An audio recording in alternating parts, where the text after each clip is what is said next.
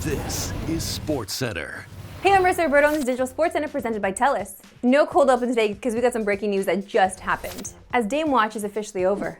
Lillard was just traded to the Bucks as part of a massive 3-team trade. So he's now paired with Giannis as arguably the new best duo in the East. With Drew Holiday, DeAndre Ayton, an unprotected 2029 first, and pick swaps in 2028 and 2030, going to Portland, with Phoenix getting Yusuf Nurkic, Grayson Allen, Nasir Little, and Keon Johnson. And the Woj bombs are not done there. As he tweeted, the Blazers are looking to immediately unload Drew Holiday to a contending team. And things are getting wild across the league. Just listen to this clip from Jimmy Butler. Yo, NBA, man, y'all need to look into the Bucks for tampering. Y'all do. I'm just gonna put that out there. Y'all didn't hear it from me, but I heard it through somebody. Y'all look at them for tampering. This is an absolute blockbuster of a deal, and we're gonna dive deeper into this one tomorrow for sure. But for now, let's take things outside. And it's a special day here at TSN, because once a year the company and us as a show go this way. Take things outside as it is the annual TSN Fall Classic futsal and ball hockey tournament. And as you can see, it's the Bardon team playing behind us right now. Look, it's Jesse right there. We're gonna be checking in on things here throughout the day. But right now, we're gonna watch the end of this Bardon game and do some post-game interviews. You know, the way it should be. Here now with the stars of the Bardon team, Julie DeSherry and Jesse Pollack. How did your game go so far? Well, we kind of got rinsed in the first one, 2-0, but they were soccer games. We have yet to play ball hockey. The first two games were soccer. We tied our second game. We had a really good showing in that second game. You know what? I liked our compete in that second game. Yeah, me too. You know what? We didn't lose the second game. That's what's important. Yeah. How you doing, PG? What's up, man? We didn't lose in the second game. So now if we can just win 2 hockey games in a row, which we know we can do because we're a bar down team, we're in this. We are in this. We'll be playing this afternoon if we win. Now, you have some competitors out there with the executives, of course. I think last year the back of the house team won. I'm not really sure how we're feeling about that. Master Control. Yeah, Master Control won. I gotta say, Guys, Bardown's warming up. We gotta go. and you know what? Darren Drager, keep your head up, buddy. I see you wearing that Sioux jersey. You better watch yourself out there. I have my jersey. I might take that jersey for myself. So I'll have a nice little collection, okay? Watch yourself, Drags. All right, best of luck out there, you guys. Thank you. We need it. You don't need it. Thanks to the magic of editing, I'm back inside. So yesterday we broke down which teams in the East could break through and become playoff teams. Today we're going to tackle the West in big picture puck. Just look at that puck, it's huge. As a reminder, in the last 8 seasons, minus the COVID year, there's an average of 4.5 new teams that make the playoffs that were not there before. With that number in mind, let's look at the 4 teams that could make it that were not there last year. Starting with the Calgary Flames. They finished 2 points behind the Jets in the wildcard race last season, but they've got all the tools to make it back this time around. Ryan Huska is the new head coach in Calgary, and the roster is relatively the same from last year. But if you're looking for reasons to be more optimistic, it starts in net. One season after finishing second in the Vezina voting, Jacob Markstrom endured the worst season of his career. And yes, he's in his mid-30s, but just a little bit of positive regression could go a long way. Up front, you could also expect a bounce-back year from Jonathan Huberdeau, whose first season in Calgary did not live up to expectations. 2 years ago, he put up 115 points, but last year that number dropped to 55, his lowest point total since his 3rd season in the league. The next team we're going to talk about is the Predators.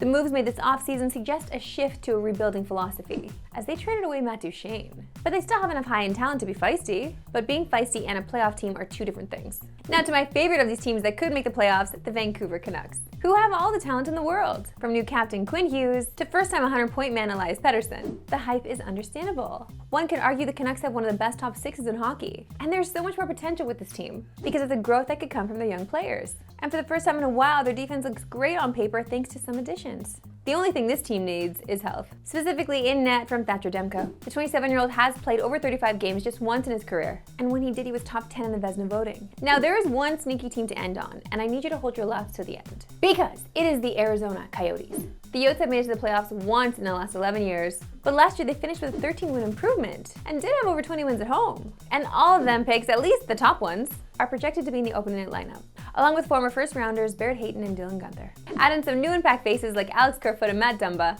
and couple that with even more great depth up front. And we know it sounds crazy, but this team could surprise some people. All right, you knew we'd have to take a slight detour. Let's pivot to Digital Sportscentre. And what is sure to be the most downloaded podcast in the history of podcasts. The latest episode of Travis Kelce's New Heights pod with his brother Jason dropped today. And yes, he finally addressed all the Taylor stuff. We got to talk about it. Yeah, my personal life that's not so personal. Yeah, well. I did this to myself, Jason. I know this. Well, Trav, how's it feel that Taylor Swift has finally put you on the map? I just thought it was awesome how everybody in the suite had nothing but great things to say about her. You know, the friends and family. She looked amazing. Everybody was talking about her in great light. And on top of that, the day went perfect for Chiefs fans, of course. We scripted all, ladies and gentlemen. But to see the slow motion chest bumps, to see the high fives with mom, to see how, you know, Chiefs Kingdom was all excited that she was there, that was absolutely hysterical. It was definitely a game I'll remember. That's for damn sure. And then we just slid off in the getaway car at the end. He had a nice double down there where he proved to all of us that he truly is a Swiftie, okay? He mentioned some song titles, he got getaway car in there, he showed respect for Taylor Swift and just her overall sweetness, even though I don't know how that was a surprise. Swifties know she's been sweet from time. And you just knew he was gonna talk about that epic line from Bill Belichick. I mean, everybody's talking about it. Everyone, literally everyone, even Bill Belichick. He hasn't talked much about me outside of, you know, game weeks that we've played, but he made sure to remind me that that's the best catch I've ever had in my life. Dude, that was a great line by Bill. Hilarious. But the biggest revelation came later, when we learned Andy Reid may have been the matchmaker to set these two up. And then you got Coach Reid telling everybody he's Cupid. He's been manifesting this the whole time. He's the one that set us up. Is there any truth to this? I don't even know how to answer that. I know that he had met the Swift family before, so I don't know. He could have been in the background the whole time. Dude, Coach Reid playing matchmaker? Who knew Cupid was so big?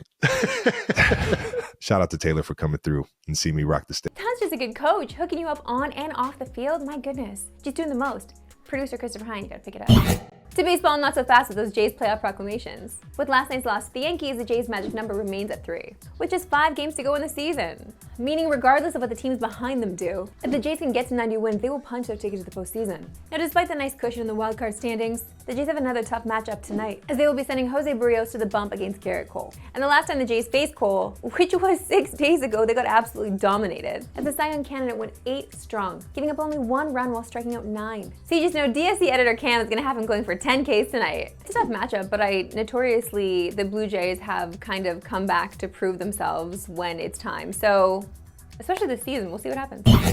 Okay, we're back outside. And Roberto On The Go is a segment I love doing and I hope you love watching. But it's always a little meta when I'm doing a Roberto On The Go from an event I'm currently attending. But it's not the first time and definitely not the last time. Time now for Roberto On The Go, TSN Fall Classic style. Quick temperature check in the Barton office before the games begin. Gotta play a little Italian music to rally the Cougars. Once they get outside, they got other notable teams to contend with, like the executives and the betting team. And whichever team this is wearing a visored helmet instead of a goalie mask. My favorite thing about this annual tournament is that the executives always show up and show out, even Sasky being represented. Like Jesse wasn't gonna wear a Solani Jets jersey. They got Jermaine Franklin reffing. Ref's a little late for the game. What the heck, why is Saki not playing?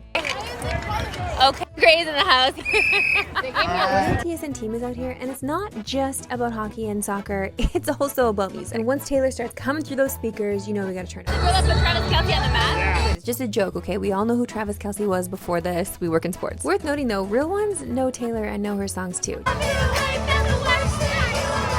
Taylor Swift Network here. Just another magical way to bring the teams together. We love Taylor Swift, we love sports, we love ball hockey, and we love days like this at the office. Always a good time. It's always good vibes around here when the whole team can come out and compete with one another. Isn't that what love is about? That's it for today. Backstreet Boys is playing, so I gotta get the heck out of here and dance. We'll see you tomorrow.